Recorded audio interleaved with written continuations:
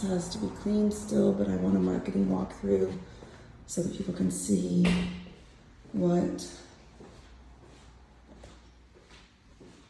this will be made into a washer and dryer closet, and it may have access here put in, we'll see.